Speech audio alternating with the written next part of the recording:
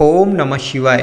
Hello दोस्तों, आज की वीडियो में बताऊंगा देवउठनी एकादशी 2023 पर इस बार बन रहे हैं 3 शुभ संयोग। भूलकर ना करें ये काम, भगवान विष्णु हो सकते हैं नाराज।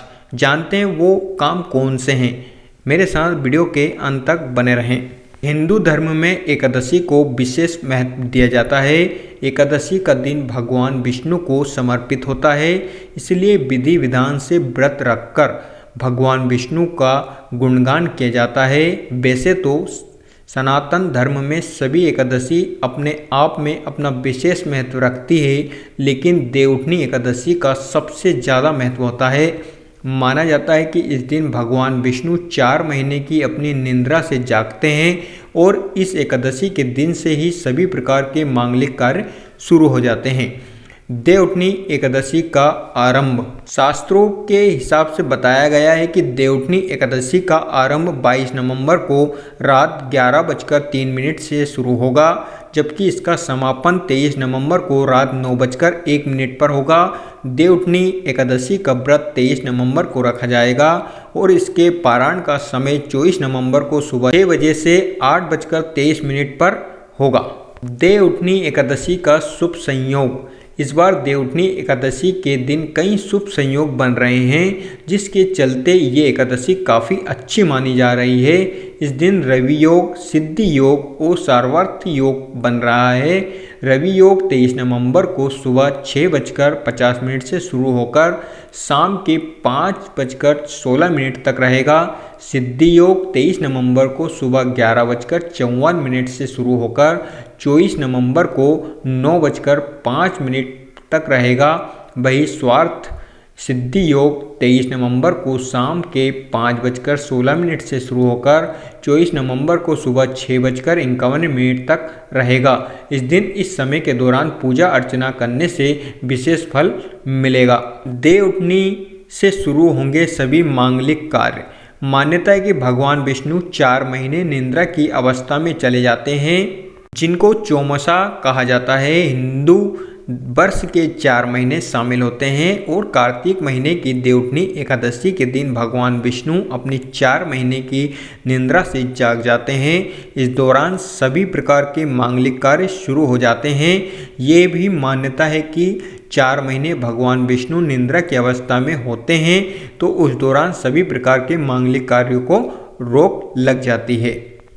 देवउठनी एकादशी का महत्व। देवउठनी एकादशी दिवाली के 11 दिन बाद मनाई जाती है।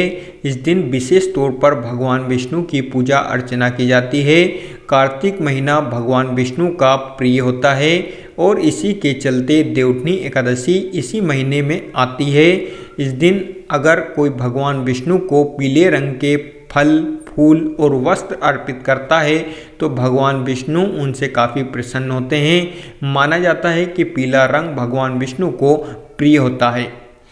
ये भी मान्यता है कि अगर कोई इंसान देवउठनी एकादशी के दिन शंख में गाय का दूध डालकर और उसमें गंगा जल मिलाकर अगर भगवान विष्णु को स्नान कराता है तो उसकी सभी प्रकार की समस्याएं समाप्त हो जाती है। जितने भी उनके परिवार में सदस्य हैं उनका स्वास्थ्य ठीक रहता है और घर में सुख समृद्धि आती है।